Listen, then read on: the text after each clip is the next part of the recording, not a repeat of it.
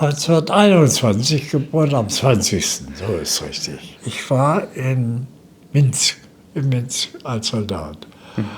Und da holte mich einer aus der Unterkunft raus und sagt, zieh dir das da an, was Sie machen. Er führte mich unten zum Hof. Da waren ein paar Leute, die schaufeln.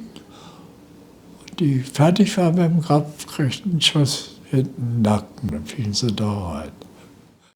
Da habe ich gesagt, das ist doch nicht möglich, dass ein Menschen anderen Menschen abschießt.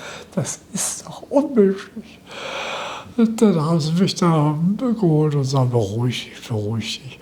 Das kannst du nicht machen, das ist die SS, die da unten rumwirkeln und wir müssen zugucken. Wie kann man einen mit der Pistole, der seinen Grab ausgehoben hat?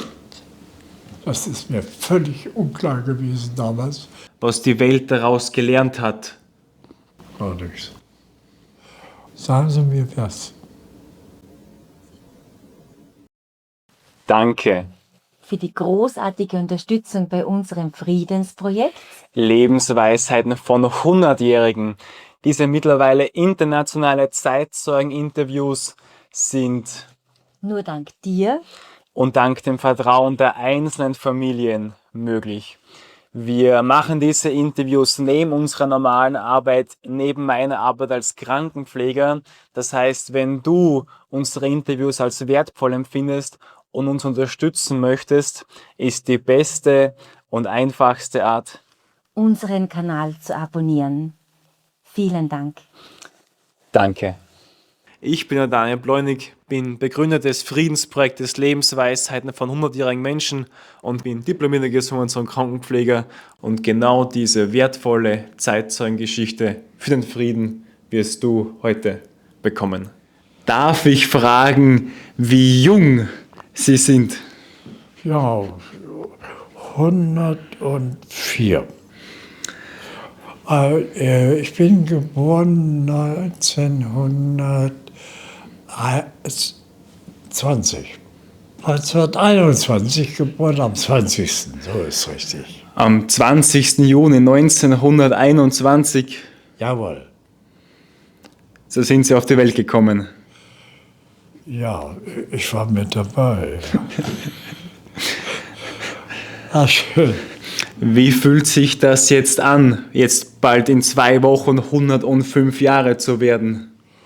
Gar nicht, da denke ich gar nicht drüber nach. Das läuft eben so und da muss ich eben mitmachen. Bei dem ganzen Zauber, das Ablaufen des Lebens ereignet sich ja von selbst. Und wir müssen uns anpassen, finde ich. Wir müssen eben mitweinen und wir müssen lachen und wir müssen tanzen und wir müssen fröhlich sein. Und naja, es gab sehr viele Sachen, denen man besser aus dem Weg ging. Weil Sie sind ja 1921 in Celle auf die Welt gekommen. Wie war das damals in dieser Zeit so aufzuwachsen in der Kindheit? Ach, wir haben Fußball gespielt, sind zur Schule gegangen, haben also wenig gearbeitet. Ich habe sehr viel geschwommen. Und zwar bin ich, so Zweitbester damals in der Schule gewesen. Da wollte mich unser Sportlehrer also als Schwimmer ausbilden. Da habe ich gesagt, den Vogel habe ich nicht. Denn da muss ich jede Woche 3-mal kommen zum Üben. Das tue ich doch nicht. Dann bin ich in den Tennisclub gegangen. In Tennis? Tennis, ja. Tennis. CTV, Zeller Tennisverein. In der Jugend? Ja. Und da habe ich Tennis gespielt. Und dann ist 1933 Adolf Hitler an die Macht gekommen. Wir waren gerade so 12 Jahre alt, als der Adolf Hitler an die Regierung kam. Und ich war in einer Schulklasse, die wirklich hervorragend war. Wir hatten 2 Juden in der Klasse. Und dann kam der Chef, hat gesagt, wenn ihr in Pause geht oder wenn ihr Reisen macht von der Schule aus, dann nehmt ihr die Juden nicht mit. Und da haben wir gesagt, dann gehen wir alle nicht. Fertig. Und da gab es natürlich dollen Donner. Und dann wollten sie 2 Leute einsperren und dann sind wir aufgestanden und gesagt, das ist das Billigste, was sie machen können mit uns. Wir versuchen, unsere Meinung zu halten. Müssen wir da immer jeden Tag Heil Hitler sagen? Nein. Also wir hatten eine tolle Klasse auch. Ich sollte noch in die Pimpfe, zu den Pimpfen. Ne? Und das mochte ich nur überhaupt nicht.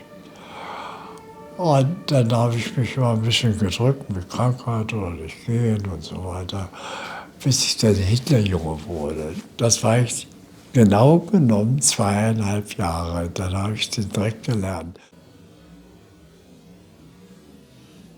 Haben Sie das irgendwie mitbekommen, dass sich da irgendwas anbahnt, dass da wieder vielleicht ein Krieg anfangen wird? So in den 30er Jahren, bevor der Krieg angefangen hat. Man hat es in sich selbst, irgendwie kommt jetzt was. Ich kann nicht sagen, ja, und wollen ja alle so heil und wir gewinnen den Krieg 3-mal und alle kriegen so Dreschen und so. Das habe ich gehört. Auch in unserer Klasse waren welche, die ein bisschen überkandidelt waren. Ich habe immer gesagt, bleibt doch neutral. Kann euch nichts passieren. Du bist ja, kriegst du gleich meine Wucht. Aber nicht mit der Hand, sondern mit dem Mund.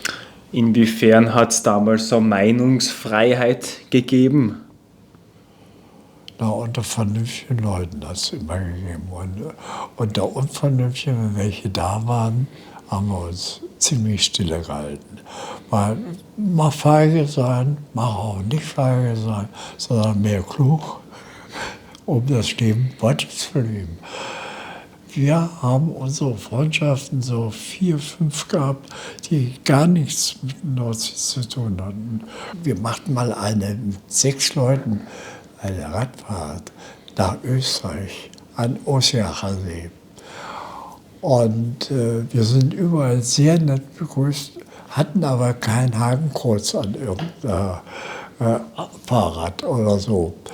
Und die Leute haben uns also wirklich Kartoffeln gekocht. Wir waren auf der Wiese, wo wir wohnten.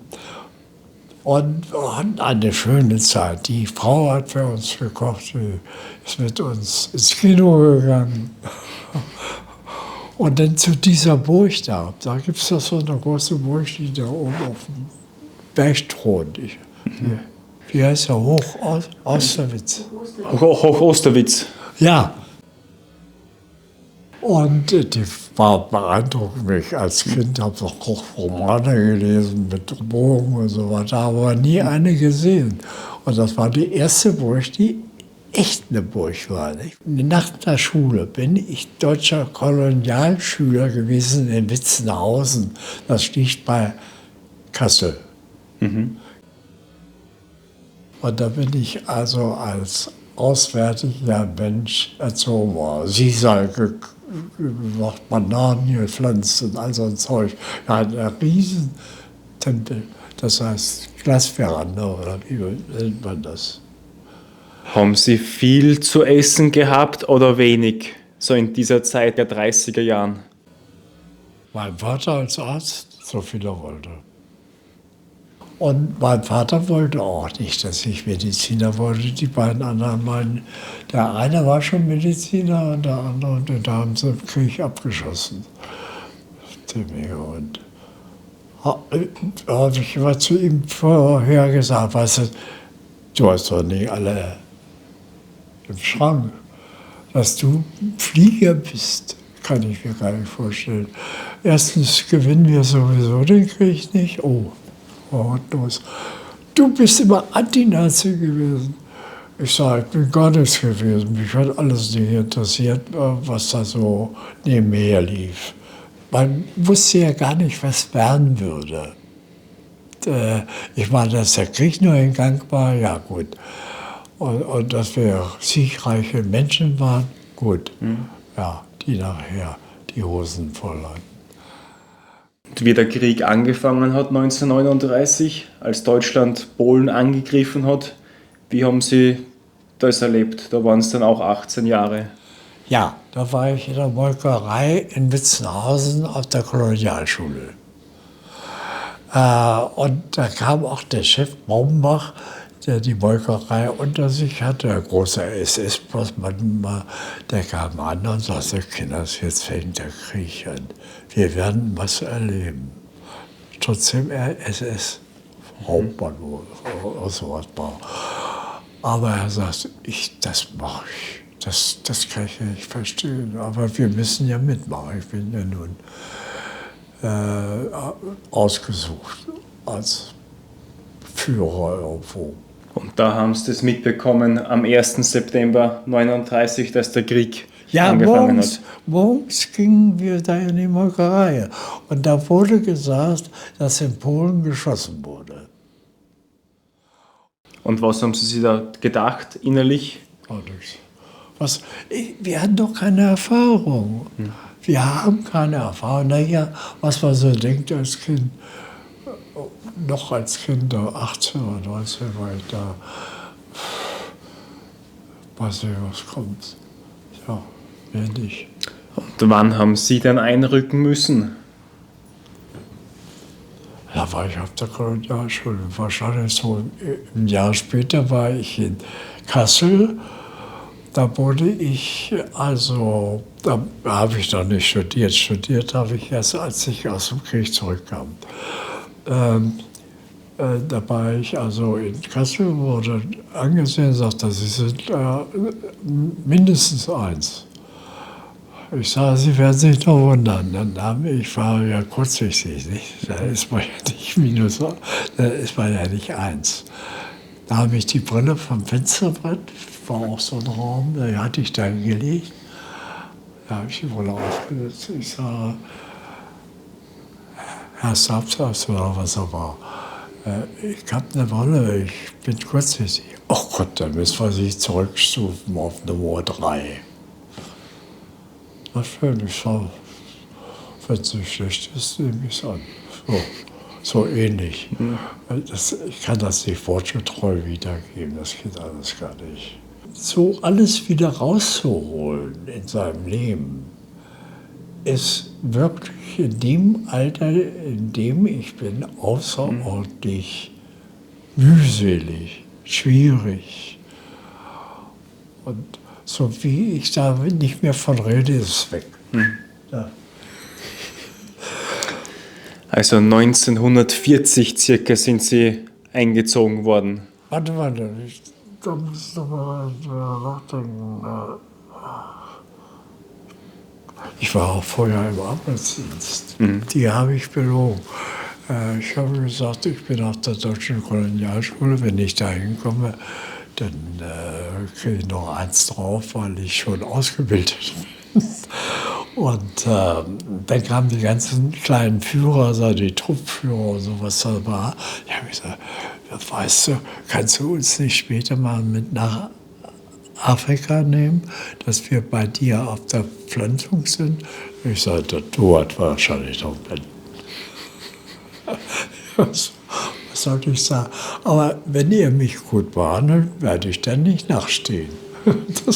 Das habe ich sofort rausgekriegt. Wir mussten mit Gasmasken bei Siegen, wie nennt sich der Wald? Der grüne Wald. Naja, jedenfalls mussten wir da mit Gasmasken Berge hochklettern. Ach, naja, ich habe auch immer ein bisschen mogeln können. So ist die Welt. Das war beim Reichsarbeitsdienst. Tja, die habe ich alle vergessen. Bis auf den Führer des ganzen Lagers. Den habe ich nachher in Russland nochmal getroffen. Bei Smolensk irgendwo. Und der hatte gehört, dass ich aus seinem Trupp neben der Station war. Und dann kam ja eines Tages an, Mensch, gut, das ist ja gut, dass man mal jeden trifft, den man kennt. Jawohl. Und einen anderen Tag ist er gefallen, oder 2 Tage später ist er gefallen. Tja, so ist das Leben. In welche Einheit sind Sie da gekommen? In welche Einheit? Welche Truppe waren Sie? Ich war Funker. Funker. Ja. Ich konnte relativ, nicht gut, aber ich konnte relativ gut die normalen Funkerei machen. Es gab ja so welche, die waren so durcheinander. Die kamen an die 100 Zeichen pro Minute. Und das konnte ich auf keinen Fall. Ich konnte höchstens nach 80. Das war viel. Das habe ich auch gleich gesagt. Wenn mich einer anfunkt, bitte nicht mehr als 80. Was? So weit bist du zurück? Ich sage, was ich bin, es geht euch gar nichts an. Funkt mal los. Aber nicht mehr als 80. Das ist nämlich dieses Aufnehmen der Zeichen. Dit, da, dit. M ist IMMI. Nein, ich wollte was anderes sagen. So, höre ich auf. Nach Russland sind Sie gekommen, wie der Überfall angefangen hat oder erst später? Nein, wie er angefangen hat. Wir haben am Bug gelegen. Am Bug, das ist ein Fluss, das ist in Polen. Am Bug haben wir gelegen, glaube ich, 4 oder 5 Tage. Und dann ging der Krieg los. Morgens um 6 Uhr, weiß ich noch. Da kamen die Flieger, unsere, Mölders zum Beispiel, und auch noch andere, die also flott waren und die Russen abschossen wie die Hasen. Also es war unwahrscheinlich. Ich glaube, 60 Abschüsse waren in dem Raum, wo ich mitgelegen habe. Also ich habe sie nicht abgeschossen. Und die kamen schon mit Fallschirmen und die Fallschirme haben wir verschnitten und als Schal genommen. Oder ja. Also das war am 22. Juni 1941. Genau. Ganz genau. Und das war über den Bug weg und sind dann immer geradeaus weg. Wir haben gar keine Russen gesehen in der Zeit. Nur in den Feldern, wo die Halme noch standen, da schossen die Russen raus auf unsere Leute, die auf dem Panzer saßen. Sie sagen, ich war Nachrichter. Ich war in einem Auto, aber nicht in einem Nachrichterwagen. Also jedes Auto hatte noch einen Panzer sozusagen. Ja, es wurden eine ganze Menge getroffen da unterwegs. Da sind wir auf den Wegen, wo die ganzen Soldaten links hausten, sind wir dann nachgefahren. Da kümmern Sie sich als junger Soldat überhaupt nicht drum. Sie sitzen auf dem Auto, erzählen sich was und fahren weiter. Wohin? Geschossen wird nirgends, also sind auch keine Polen oder keine Russen da. So ist es. Das ist ganz eigenartig für uns, der Krieg gewesen. Der fing erst an in Smolensk. Weil ich Ihnen sage, wie, ist das wieder typisch. In Smolensk geht, glaube ich, im Fluss in der Mitte durch. Und unten am Fluss gab es eine Schnapsfabrik, Slivovitz, weiß ich noch. Und da fuhren wir wechselnd hin. Einmal der Russe füllte seine Kanister. Wenn der wegfuhr, das sahen ja unsere, die beobachten, fuhren die in die Fabrik und füllten ihre Kanister. Das war ein Suppenkunden damals. Ja. Haben Sie da genug zu essen und zu trinken gehabt in der Zeit? Naja, manchmal ja, manchmal nein. Nicht? Das Essen war, haben sich sehr viel Mühe gegeben. Alles, was noch Koch und Fleuchte haben wir in der Küche abgegeben. Vor allen Dingen Enten und Gänse haben wir unterwegs weggenommen. Und den Winter 41, 42, haben Sie da keine Winterkleidung gehabt? Nein. Und dann war ich mal zwischen Russen, da haben wir gesagt, was machen wir denn jetzt? Die schießen uns doch gleich tot. Wir haben minus 40 Grad gehabt. Ja. Ja, da haben wir uns verfleucht im Wald. Und wir waren auch nur ein paar Leute. Funker waren eben in einer Einheit, wo was getan wurde, aber nichts mit Schießen. Und im Wald haben Sie sich versteckt? Im Wald haben wir uns versteckt. Wenn die Russen weg waren, sind wir wieder rückwärts in unsere Einheiten. Bei minus 30, 40 Grad haben Sie sich da versteckt gehabt im Wald? Ja. In Sommeruniform? Ja, wir waren ja auch nicht ganz dumm. Wir haben vieles zusammengetragen, was warm hielt. Reisig und all so ein Zeug, dass wir uns da in der Nacht reingetan haben. Wir wussten, dass das beschissen wurde, beschissen war. Nicht weit von Moskau entfernt, man konnte es nicht von Moskau aus sehen. Waren Sie vor Moskau? Ja. Ich weiß nicht, wie viele Kilometer, aber über 100 waren es nicht. Noch einmal setzt das deutsche Oberkommando alles daran, nach Moskau durchzustoßen. Vergeblich. Den deutschen Soldaten fehlt die Winterausrüstung. Sie kämpfen in ihren Sommeruniformen, während die Temperaturen auf minus 20 Grad sinken.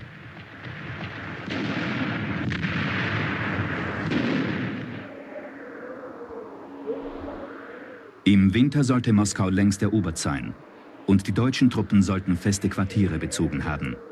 Stattdessen sind sie ohne jeden Schutz vor der Witterung. Auch viele Österreicher trifft dieses Schicksal. Ein rascher Rückzug in befestigte Quartiere wäre noch möglich. Aber Hitler befiehlt, die Front unter allen Umständen zu halten.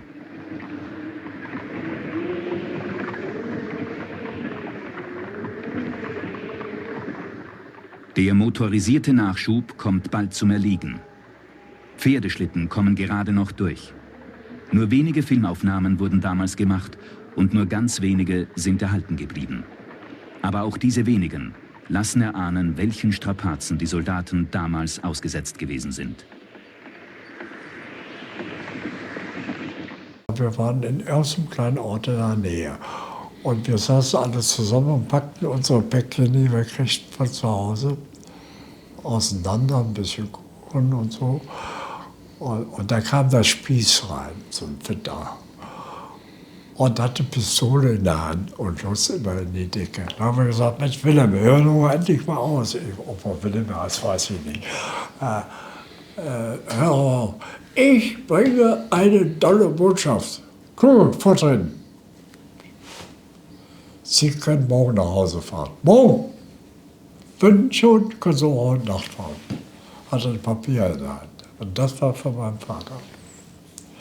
Der hat in Hannover eine ganze Menge Leute gekannt, die haben gesagt, das ist ein Führerbefehl und Sie können Ihren Sohn rausnehmen.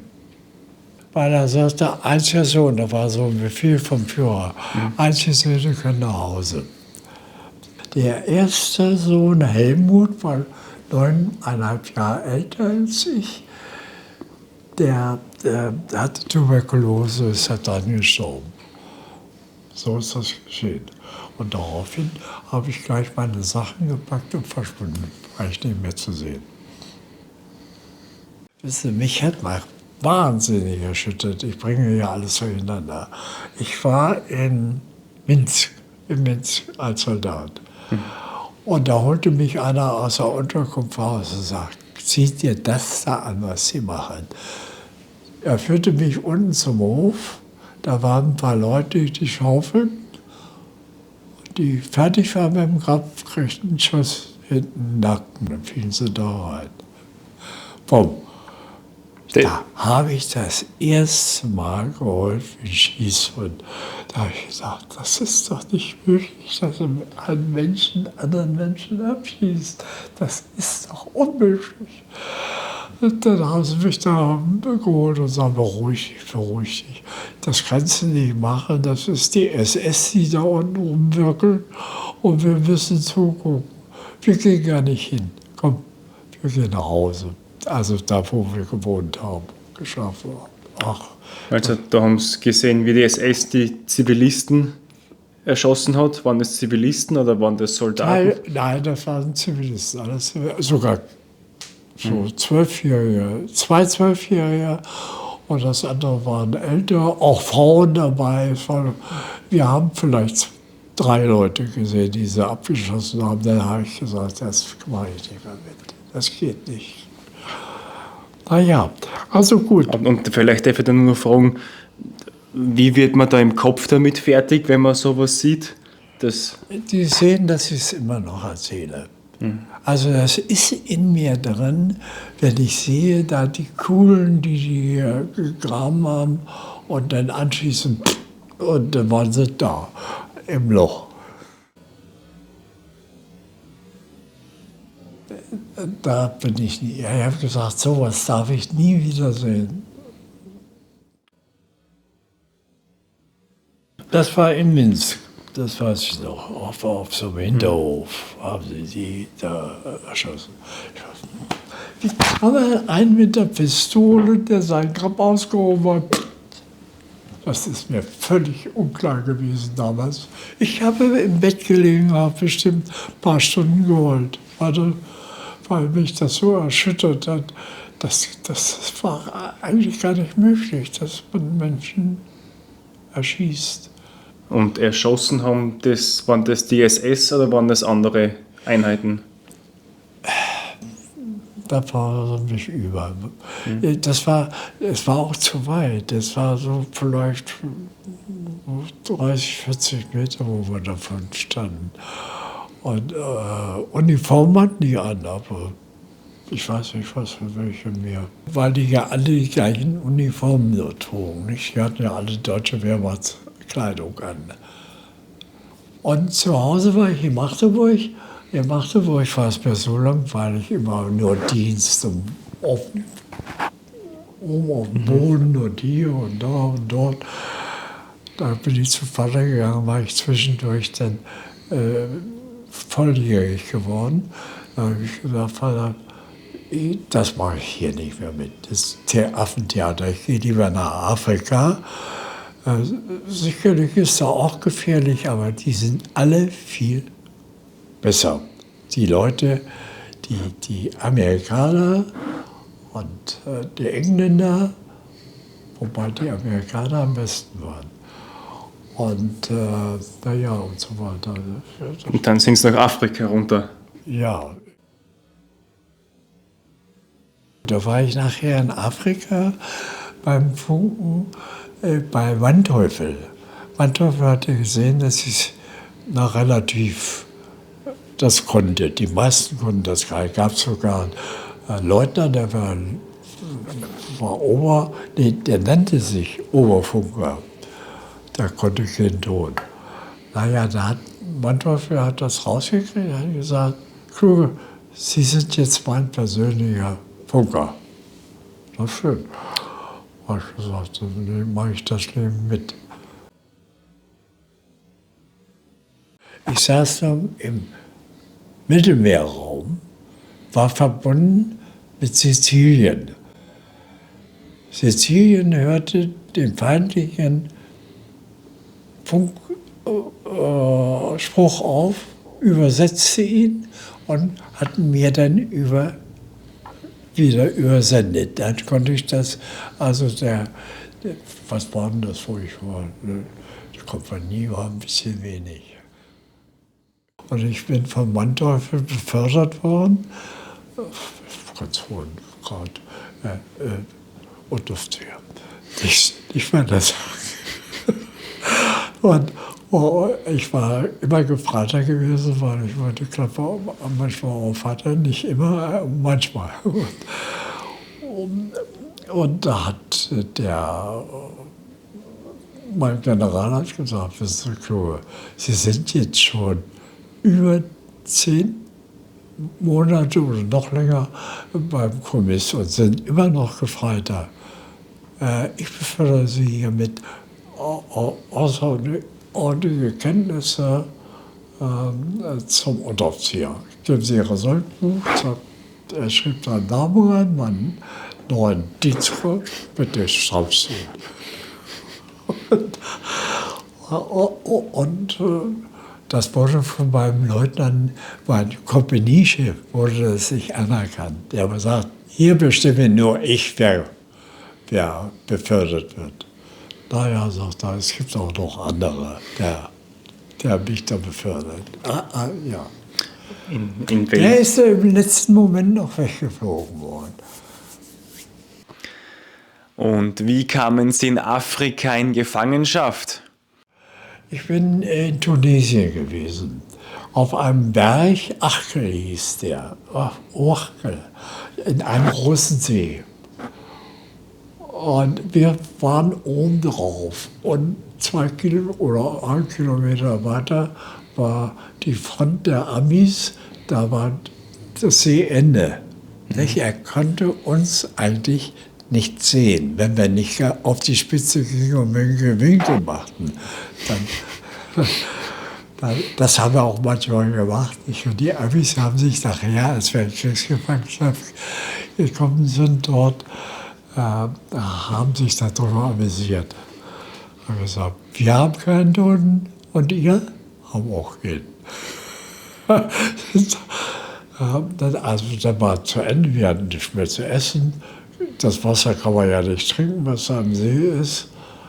Und dann haben wir aufgegeben und dann hat uns ein amerikanischer so ein ähnlicher, ganz hoch, der griff mich gleich und sagt, wie heißen Sie? Kluge. Ja, gut. Sie kriegen jetzt alle zu essen hier, die ganze Einheit, die hier ist. Wir holen jetzt nur die Gulaschkanone. Ja, wir hatten ja auch nichts zu essen. Ich war so dünner wie in meinem ganzen Leben nicht. Und dann kam er mit der Gulaschkanone, dann kam noch eine Kanone, da waren Würste drin. Die hat er uns verteilt. Also sowas. Ich sage, sowas gibt es doch gar nicht. Och, sagt er zu mir. Er hat mich gegriffen, ich weiß nicht warum. Und er hat mir dann auch vieles erzählt. Er sagt, ich kann euch ja nicht begleiten, ich mache euch alle gerne. Ihr müsst natürlich ins Lager. Dann haben sie uns überführt ins Lager. In welchem Jahr war das, wo Sie da in Gefangenschaft gekommen sind? War das 43 im Frühjahr? Ja, das war, glaube ich, im Mai. Ja. April, Mai muss das gewesen sein. Und dann zuerst, ehe sie die Amis da hinschickten, hatten sie die Italiener dort. Und da sind die Engländer eingebrochen, haben denen alle die Hosen ausgezogen und wieder nach Hause geschickt. Die kamen alle ohne Hosen an dem Fundstück. Die wollten die keine Kriegsgefangenen machen und totschießen wollten sie auch nicht. Und deshalb haben sie einfach ohne Hosen, ohne Waffen wieder heimgeschickt. Nicht? Die haben sie, glaube ich, auch nie wieder an die Front genommen. Und Sie sind dann ins Gefangenenlager gekommen? Da sind wir einmarschiert im großen Trupp, da waren die ganzen Deutschen, die aus dort kamen, wo ich war, und sangen lustig fröhliche Lieder. Und dann wurden wir eingeschifft und durch die Meeresenge von Gibraltar gefahren. Ich hatte mal wieder das große Glück, ich weiß auch nicht warum. Vielleicht habe ich das dumme Gesicht gemacht. Dann durfte ich an Deck bleiben, um das zu sehen. Nicht? Das hatte ich ja Gibraltar noch gesehen. Die anderen waren alle ins Boot gesteckt. Na gut, da sind wir rübergefahren, ich glaube 8 Tage oder sowas, sind wir durch die Gegend gegondelt. Das ging ja mal so, nicht? Wo sind Sie dann hingekommen? Zuerst nach London. Ja, London, hier da ist ein Vogel. Nach New York. New York. Camp Shanks hieß das, Camp Shanks. Dort wurden wir alle entlaust, obwohl wir keine hatten. Und von jungen Mädchen, die dann auch die Haare, die nicht auf den Kopf wachsen, kämmen mussten. Ja, haben uns beinahe tot gelacht. Und dann sind wir nahe gekommen, alle Tag in Züge. Und dann sind wir bis Texas gefahren. Mit den so 2 Nächte, glaube ich, so war das wohl. Texas, Huntsville. Dort habe ich wieder ein Leben gehabt, ich weiß gar nicht warum. Die Amis haben mich gleich gefasst dort, habe von einem dummes Gesicht gemacht, war es auch nicht. Haben gesagt, du kommst mit einkaufen. Ihr müsst ja auch was essen und wir auch. Dann sind wir nach Huntsville gefahren. Die Amis und ich. Dort haben sie mich dann immer in ein Restaurant gesetzt, bis sie so eingekauft haben in Huntsville. Und dann blieb immer 1 oder 2 bei mir, damit ich da kein Amerikaner möchte. Und die haben mich immer als erstes gefragt, wie viel hast du totgeschossen? Ich sage, muss mal nachzählen. Ich glaube keinen. Ich war nämlich Funker. Die haben nie geschossen, die Funkers. Ja, das war immer nett. Der eine hat mir was bestellt, der andere hat mir was bestellt und das. Und dann fuhren sie mich wieder nach Hause. Und die Lanzer kamen dann gerade nach Hause aus der Reisernte. Die nahmen die Mütze ab und da fielen immer Schlangen runter. Schlangen? Aber Tote, ja. Auf dem Felde waren unwahrscheinlich viele Schlangen. Und die pieksten sie tot mit ihren Heugabeln, nicht? Und brachten sie mit zum Auskratzen, damit wir mehr zu essen kriegten. Die Amis haben uns zuerst wenig gegessen, weil die Lager aufgemacht haben, wo die Juden überhaupt nichts zu essen kriegten. Da haben sie uns auf Rationen gesetzt. Ich habe das erst gar nicht geglaubt. Ich habe gesagt, das gibt es doch nicht. Das kriegte ich erst zu erfahren, wie ich in Amerika war. Vorher habe ich das gar nicht gewusst. Wir sind mit dem LKW immer so, wie wir im Kriegsgefangenen waren, so 12, 30 Kilometer, zwischen 12 und 30 Kilometer mit dem Auto gefahren, also LKW, immer 12 Leute zusammen, aufs Feld. Und auf dem Feld kamen wir runter und hatten aus der Küche 2 Scheiben Brot für den ganzen Tag gekriegt von der Küche. Und jetzt kamen wir also an und da waren die ganzen Farmer schon, um uns zu begrüßen und so weiter, also zu sehen oder irgendwas. Jedenfalls zeigten wir ihnen, was wir kriegten. Ach nee, das machen wir nicht mit, haben die gesagt. Euch so viel Geld bezahlen und dann nichts zu essen zu geben, das gibt's nicht. Anderen Tag kamen sie mit Schüsseln, Wannen, Reis gemacht, in jeder Form. Ich habe viel Reis gar nicht kennengelernt, wie die zurechtbastelten. Und dann war das so, der am meisten natürlich vom Essen gab, Zigaretten zum Beispiel oder auch mal Bier oder sowas, die wurden natürlich am besten beliefert von uns. Nicht? Das war ein Riesenfeld und da hat man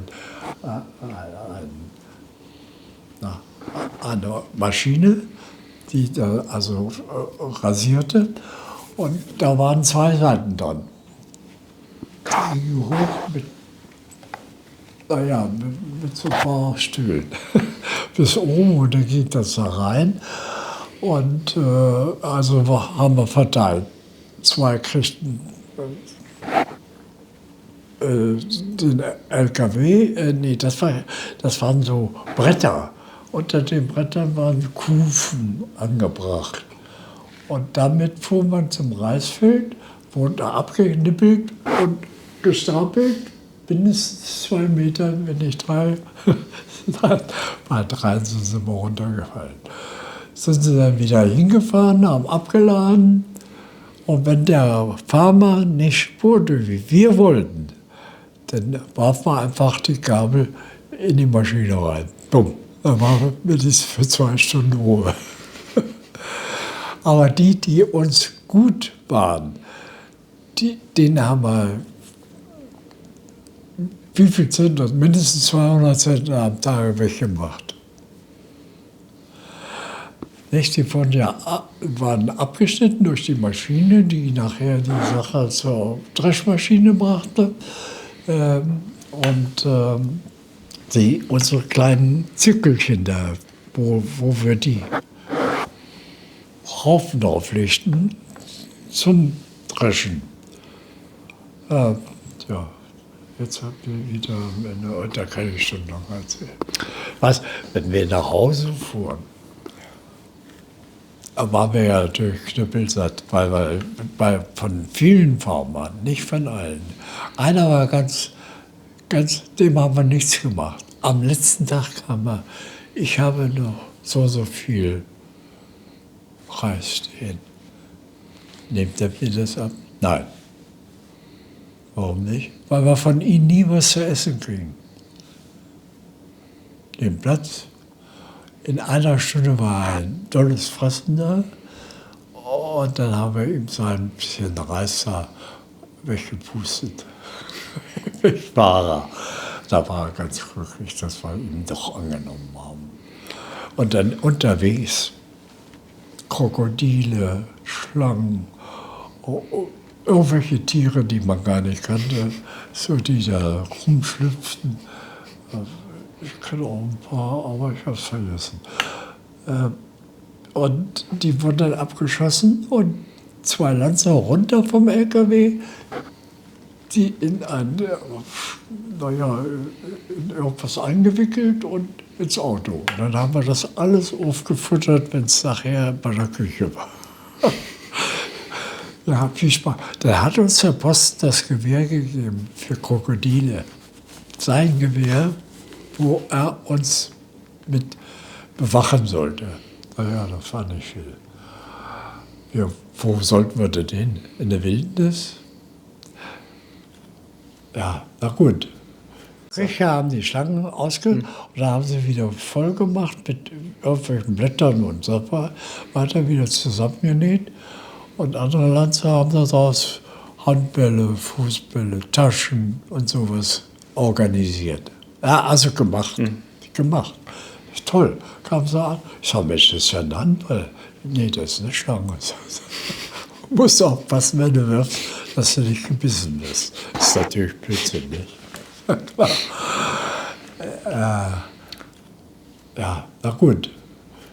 Das war erstmal in der Kriegsgefangenschaft da zwischendurch. Haben Sie daheim schreiben können, zu der Zeit in der Kriegsgefangenschaft? Einschreiben? Nach Hause schreiben, dass der Vater... Ja.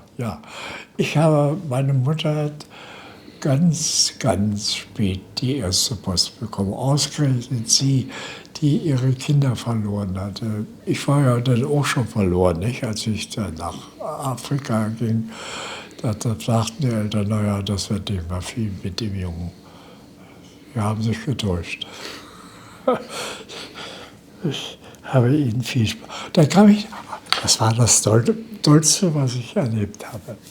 Wir hatten sehr viel Besuch, eine große Wohnung, die bei uns schliefen. Nicht? Das waren diese Auswärtigen, die keine Wohnung mehr hatten. Hatten wir mindestens so 8 Leute. Und da war eine, die war Bäuerin, ein Riesengut gehabt und der Mann war im Krieg gefallen. Naja, diese Frau wurde neben mich gesetzt, weil ich ja die deutsche Kolonialschule besucht habe.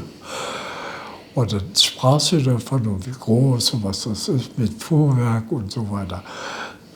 Ich ließ sie immer reden. Was soll ich machen? Ich wollte ja gar nicht werden.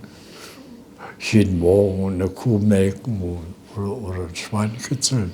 Nee, das war nichts für mich. Und ja, sagt mein Vater, ja, was willst du denn nun wirklich werden? Ich sage, du wirst dich wundern. Mediziner, damit du das weißt.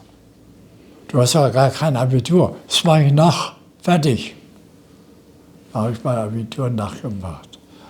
Aber wissen Sie wo? In der Kriegsgefangenschaft. In der Kriegsgefangenschaft? Ja, dort habe ich das hat mich immer gewurmt, dass ich kein Abitur hatte. Ich war zu doof. Sage ich mal.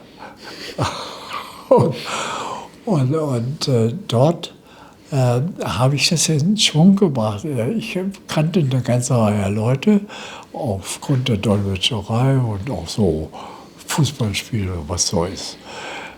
Was wollte ich jetzt erzählen? Das Abitur nachgeholt. Ja, da bin ich hingegangen, da war einer, der war Rektor einer besseren Schule, ich glaube sogar aus Berlin, weiß ich jetzt nicht mehr genau. Aber ich meine, ja.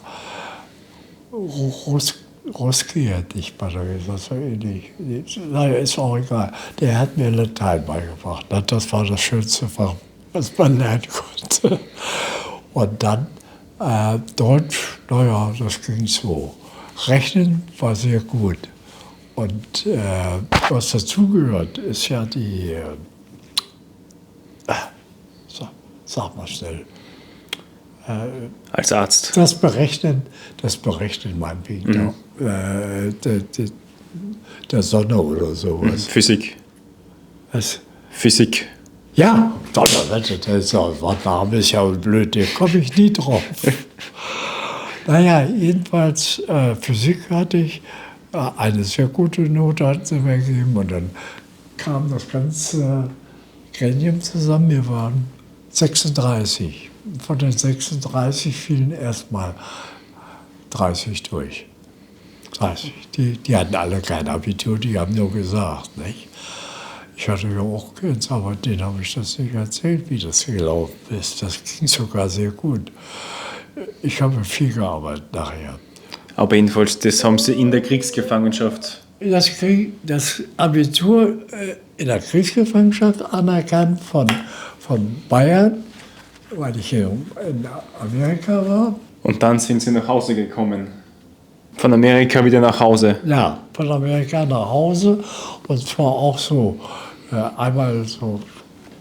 Und dass ich dort im Führungslager mit war und so ein bisschen die Sachen geregelt habe.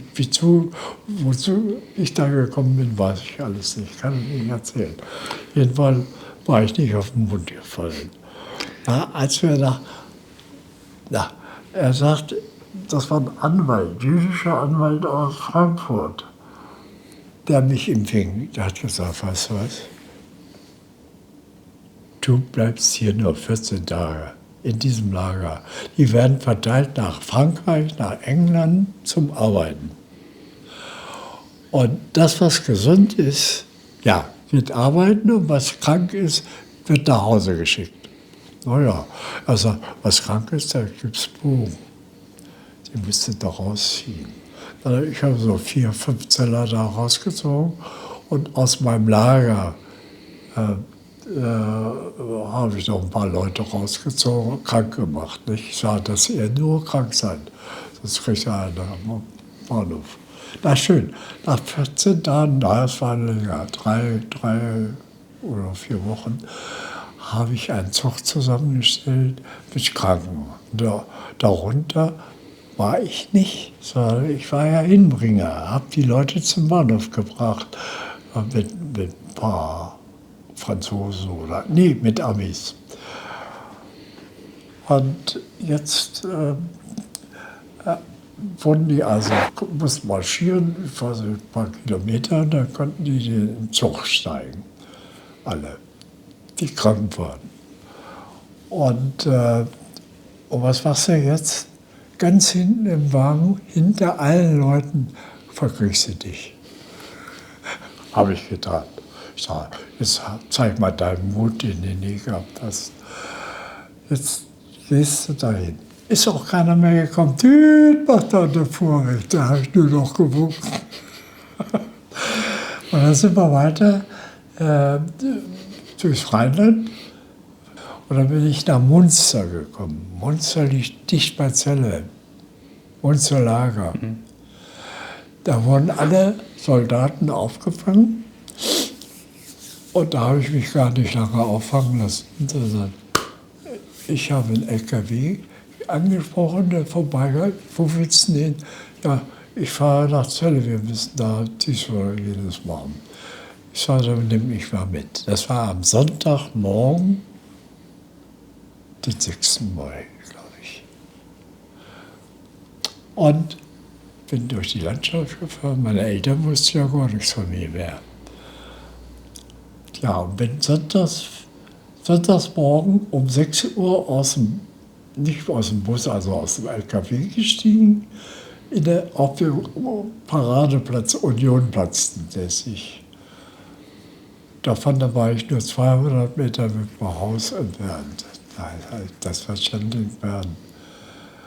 Jetzt plötzlich der Grundtagshaus. Das war einer mit der schlimmsten Dinge, die ich erleben konnte. Meine Eltern hatten schon eine Menge Kinder verloren. Und jetzt tauche ich plötzlich aus der Tiefe aus. Ich bin stolpert. Die Straße links. Da stand auf großem Plan, das war in Celle so ein großer Platz. Der Dreieck zusammen so. Und da war die Dresdner Bank, da hatte mein Vater seine Praxis drin. Und da wohnte ich auch noch drin als Schüler zum Schluss. Und ja, gehst du denn rauf, gehst du nicht rauf?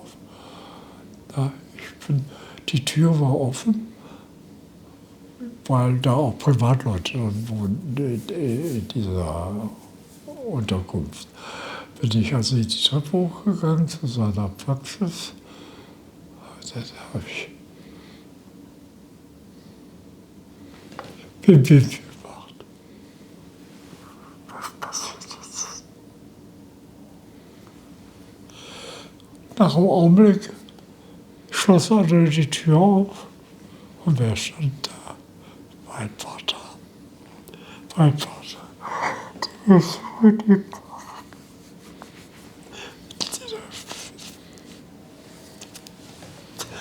Das war der Augenblick, was ich da hinkriege. Ich habe angefangen, das Heulen, der war so dünn. Jetzt stand der vor mir. Ach, sagt der Junge, komm rein. Es ist besser, du bist da, als dass du hier heulst. Mach, dass du reinkommst. Also er war richtig mein Vater. Das hat nicht lange gedauert, da hat er mich wieder auf 100 gebracht. Er sagte, macht gar nicht viel Spaß, geh zur Mutter, ich habe meine Mutter nie so gerne gemocht. Ich war immer so streng, dass meine Brüder immer gesagt haben, Vater, nun lass doch den Kleinen laufen.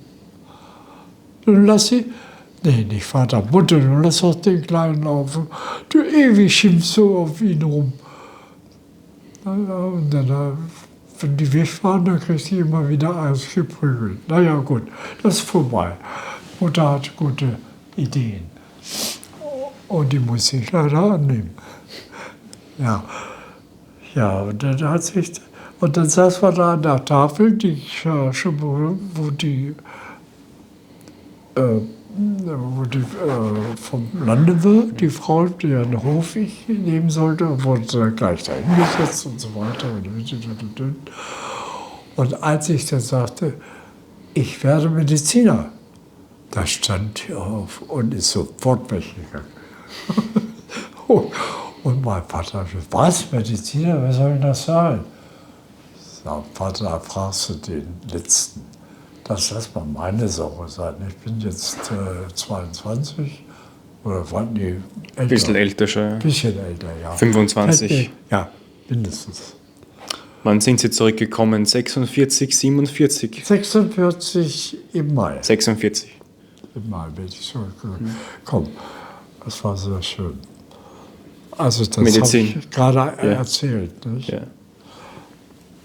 Und dann ist mein Vater, der hatte die Praxis noch und große Hoffnung dann doch gemacht, dass ich seine Praxis übernehmen könnte, weil ich sagte, ich gehe zum Studieren, bin dann nach Würzburg und habe da angefangen zu studieren und gleichzeitig zu arbeiten.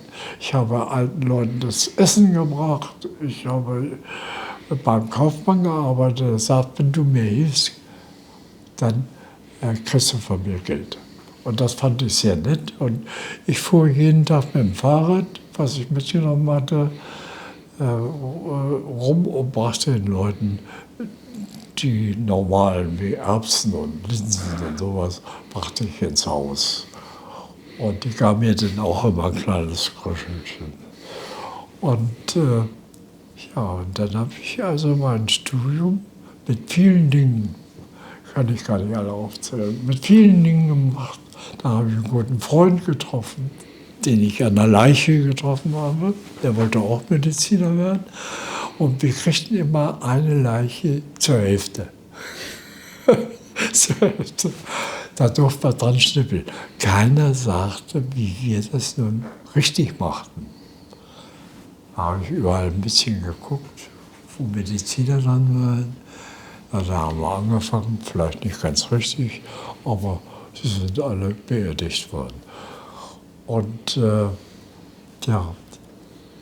und dann haben wir, mit dem war ich mindestens 20 Jahre zusammen. Der hat nachher in Seattle gewohnt. Da bin ich mindestens 5-mal, habe ihn besucht. Während der Zeit, wo ich Praxis hatte. Meine Ferien habe ich in Amerika verlebt. Wie haben Sie dann die Frau kennengelernt? Meine Frau habe ich in Ferien, als ich aus Russland mal 14 Tage Ferien kriegte, war ich in Bayern. Ried nannte sich das, nahe bei Kochel. Kochel am See ist ja bekannt, nicht? Oder nicht? Das ist auch egal. Und da wurde ich verwöhnt von den jungen Mädchen. Ach, du liebes bisschen.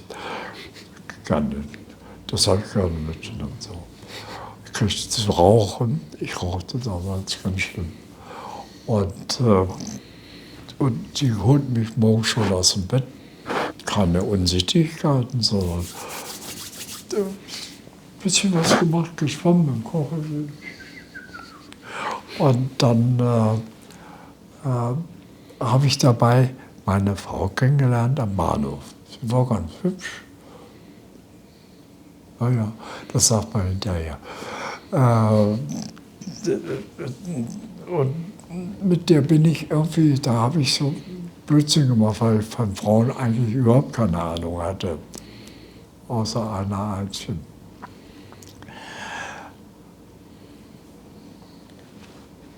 Futsch, was ich sagen wollte. Die Frau haben Sie am Bahnhof gesehen. Ach so, ja, am Bahnhof. Und dann habe ich näher am Abteil gesessen und da haben wir so ein bisschen die Schule gewickelt. Sind wir zurückgefahren vom Kochelsee nach Bochum oder so weiter. Das weiß ich jetzt alles nicht mehr so. Wenn ich es zusammenkriege, habe ich alle zusammen. Alle. Und die Frau hat auf Sie gewartet, bis Sie zurückgekommen sind vom Krieg? Ja, hat sie. Sie hat mir Bilder geschickt, sie hat einen Hund gehabt, er hat gesagt, wie sie ihn taufen müsste, da habe ich wieder zurückgeschrieben und so weiter. Nee, das war schon wieder zwischendurch. Und nach dem Krieg haben Sie dann geheiratet? Nach dem Krieg? Ach, das gab es bei meinen Eltern nicht anders. Erst musste man Geld verdienen. Er darfst du nicht heiraten. Und wenn Sie jetzt, also danke, dass Sie uns das so alles erzählen, weil ich kann mir vorstellen, das ist nicht leicht, das alles zu verarbeiten, auch im Kopf, was Sie da als junger Mann miterleben mussten. Auch schon als Älterer. Also meinen Vater wiedersehen, das war das eins der schlimmsten Sachen. Da muss ich heute aufpassen, dass ich nicht heule. Erstens habe ich den Mann so geliebt, weil der war ein Arzt. Der war ganz bekannt in ganz Niedersachsen, weil er immer wieder was wusste und noch mehr wusste. Und auch. Und wenn Sie das heute so verfolgen, dass wieder so sich die Zeit irgendwie zu wiederholen scheint, dass mehr Kriege anfangen, wie geht es Ihnen dann so, wenn Sie das so mitbekommen? Ja, ich versuche immer so das zu bringen, was ich erlebt habe. Kein Aufschnitt, sondern so, wie ich es erlebt habe. Dann, viele fangen ja dann an, nicht? Das war nicht meine Meinung, dass man das machen müsste. Entweder war man eben Soldat oder Kriegsgefangener oder sonst was. Aber damit auf den großen Platz gehen und sagen, ich bin der Größte. Haben Sie viele gekannt, die nicht mehr reingekommen sind von Ihrer Kompanie? Haben Sie viele Freunde auch gekannt, die gefallen sind? Oh ja, oh ja. Nun bin ich ja auch getrennt worden, nicht? Also von den Russen, von den Afrikanern und von den Kriegsgefangenen ist man ja von weg. Ich habe aber noch eine ganze Reihe, mindestens noch so, ich kann das nicht sagen, 8 oder 10 oder 12 sind bei mir doch. Also hier oben. Leben tut natürlich keiner mehr. Was die Welt daraus gelernt hat? Gar nichts. Haben Sie schon mal gesehen? Die Menschen sind so lange, schießen sich gegenseitig tot. Vorher waren es Einzelfamilien. Dann kamen mehrere Familien zusammen, dann kam schon ein Dorf zusammen. Und immer gab es wieder Freude und immer wieder Krach. Das ist nun mal so. Das vom lieben Gott, dass er hier immer das Gleiche sagt am Sonntag und schenkt euch seinen Frieden. Ist alles gut. Das tut er doch nicht. Überall ist Krieg, überall schauen sie sich tot. Das muss irgendwie anders gelaufen sein mit der Menschlichkeit oder auch mit dem Leben überhaupt. Was haben Sie aus dieser Zeit gelernt? Jetzt müssen Sie das so sagen, ist so schwer.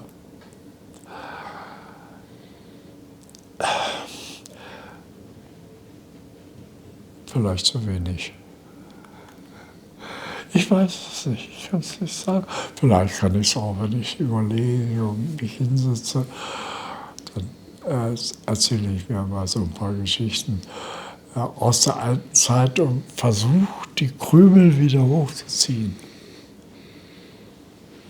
Und die Welt, was hat die gelernt von damals?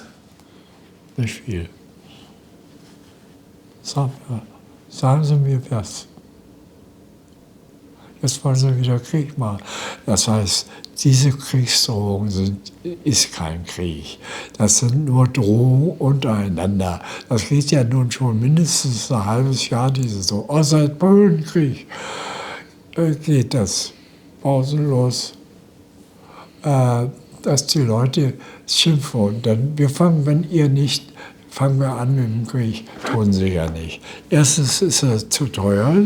Diese ganze Maschine, ein Geschoss, 20.000 Euro. Wer will das zahlen? Der Staat? Der Staat sind Sie und ich. Können wir irgendwas tun, um das zu verhindern, dass sowas kommt? Nein. Das ist ein Naturgesetz, finde ich. Also das ist meine Meinung. Wenn ich das so beobachte mit den ganzen, seit Adolf Hitler und bis heute, muss ich sagen, ist der Krieg programmiert worden von der Schöpfung. Vom lieben Gott bestimmt nicht. Denn wenn in der Kirche jedes Mal das und jenes gesagt wird, dann ist das über Nachdenken sein. Naja, der quatscht auch viel. Entschuldige, wenn ich so frei bin. Das ist sehr gut, dass Sie so frei sind. Ich möchte da nicht etwas machen, dass ich sie Na, in die Verderbgrube schicke.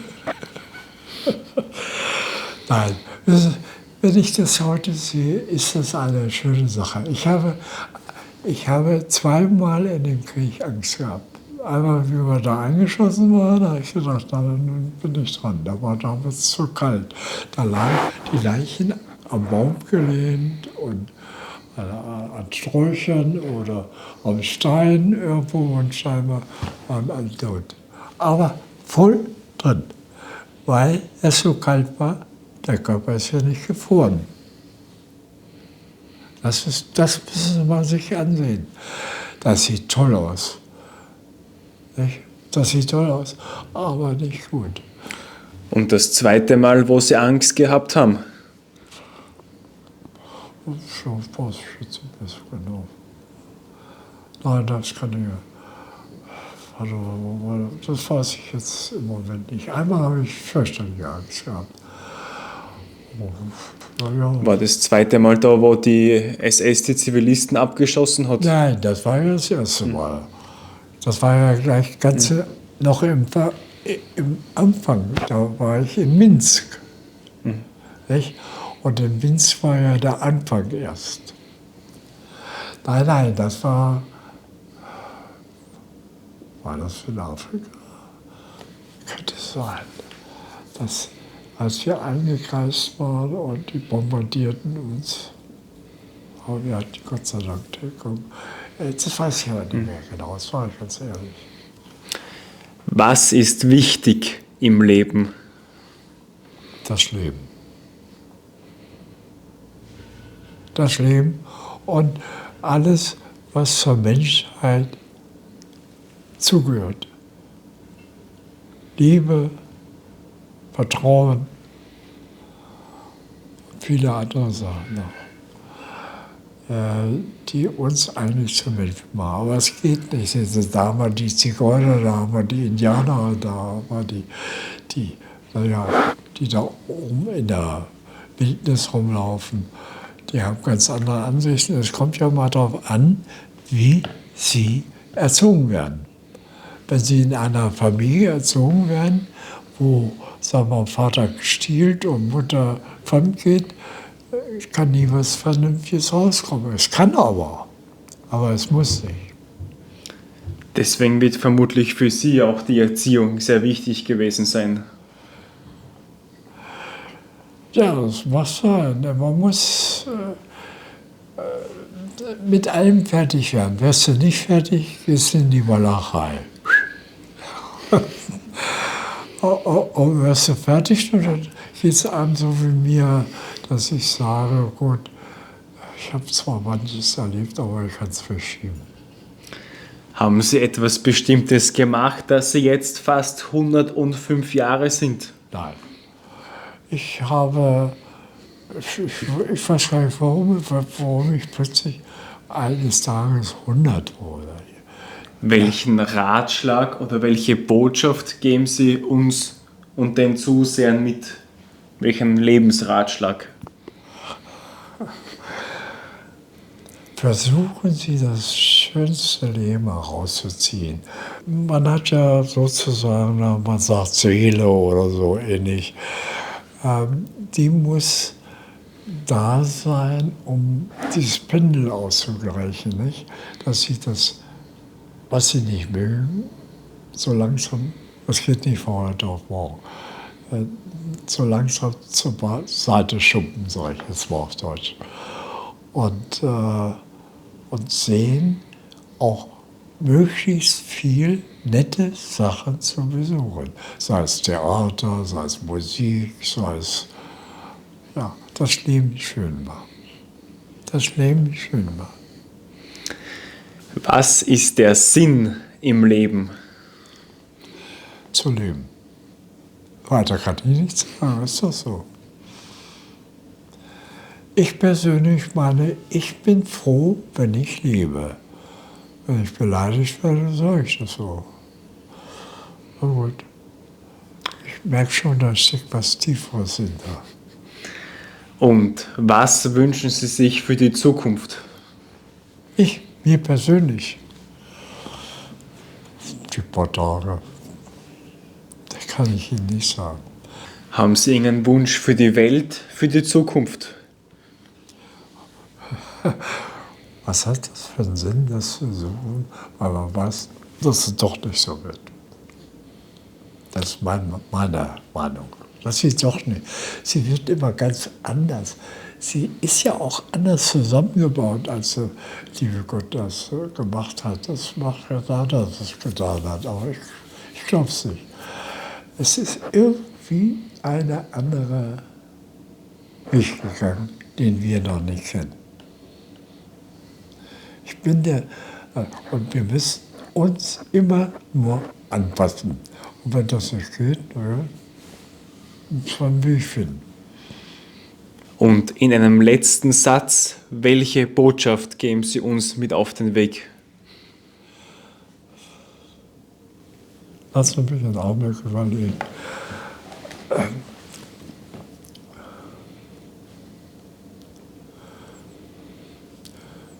Ja, das ist mit einem Satz nicht gesagt.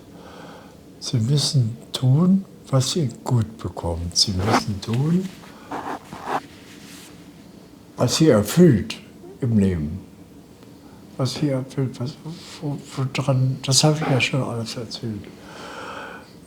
Ich will Ihnen was sagen, ich habe versucht, immer ehrlich zu sein, Ihnen was zu erzählen, was auch so erlebt ist. Ob es gerade an dem Tag oder das kann ich Ihnen nicht sagen. Ja, prima. Vielen Dank. Prima, Vielen Dank. haben Sie gesagt. Vielleicht, ja. Darf ich Sie auch? Ja. Aber dass Sie aufstehen mussten, habe ich nicht gesehen. Dankeschön. Schön, dass Sie da waren. Ich freue mich darüber noch eine Zeit lang, dass Sie da waren und mit mir gesprochen haben, ohne Plus, ohne Minus. Also geradeaus gesprochen haben, so wie wir sind.